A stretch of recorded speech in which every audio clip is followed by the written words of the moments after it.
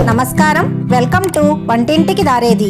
ఇప్పుడు మనం తెలుసుకుంటున్న రెసిపీ అందరికీ ఎంతో ఇష్టమైన చికెన్ సూప్. రెస్టారెంట్ స్టైల్లో ఇంట్లోనే చాలా సులువుగా తయారు చేసుకోవచ్చు. దీని తయారీ విధానాన్ని తెలుసుకుందాం.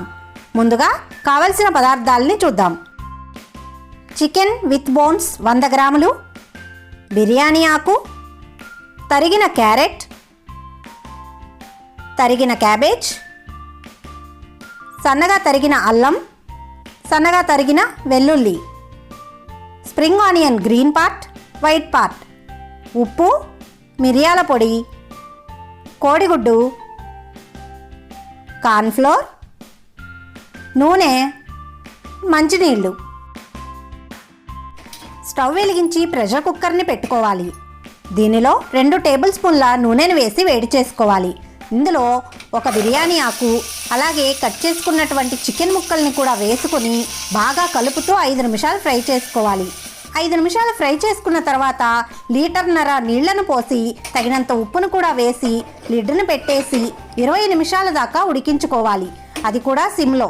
ఆ తర్వాత స్టవ్ ఆపేసి దీన్ని వడకట్టుకోవాలి. ఇలా వడగట్టుకుని చికెన్ని వేరొక ప్లేట్లో పెట్టేసుకోవాలి. అలాగే ఇక్కడ మనం చికెన్ని వాడుకుంటాము, స్టాక్ను కూడా వాడుకుంటాము. స్టవ్ వెలిగించి అదే ప్రెషర్ కుక్కర్ పెట్టుకోవాలి. దానిలో ముందుగా వడగట్టుకోగా వచ్చినటువంటి స్టాక్ని పోసుకోవాలి.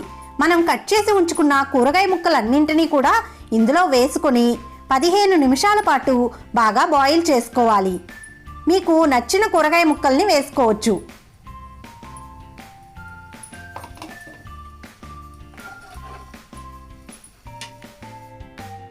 ఇలా బాయిల్ అవుతూ ఉండగా చికెన్ని ఈ బోన్స్ నుంచి సపరేట్ చేసుకొని చిన్న చిన్న ముక్కలుగా తుంపుకొని పక్కన ఉంచుకోవాలి. ఈ చికెన్ ముక్కల్ని మరుగుతున్న సూప్లో వేసి బాగా ఉడికించుకోవాలి. ఒక గిన్నెలో కోడిగుడ్డుని పగలగొట్టి బాగా విస్క్ చేసి దీనిని కూడా మరుగుతున్న సూప్లో వేసుకొని వెంటనే బాగా కలియపెట్టాలి. ఇది ఇలా ఉడుకుతూ ఉండగా ఈ సూప్ని చిక్కబరచడం కోసం కార్న్ఫ్లోర్లో కొద్దిగా నీళ్లను కలుపుకొని ఒక స్లర్రీలా ప్రిపేర్ చేసుకోవాలి. సూప్లో కొద్దిగా మిరియాల పొడిని వేసుకొని బాగా కలుపుతూ ఉడికించుకోవాలి. ఇలా ఉడుకుతున్న దానిలో ముందుగా తయారు చేసి పెట్టుకున్న కార్న్ఫ్లోర్ స్లర్రీని వేసుకొని బాగా కలుపుకొని కొద్దిసేపు ఉడికించుకోవాలి. స్టవ్ ఆపేసి కుక్కర్ని స్టవ్ మీద నుంచి దింపి ఒక బౌల్లో సర్వ్ చేసుకోవటమే. ఇంతేనండి, రెస్టారెంట్ స్టైల్ చికెన్ సూప్ ఇంట్లోనే తయారైపోయింది. చాలా టేస్టీగా ఉంటుంది, అలాగే హెల్దీ కూడా.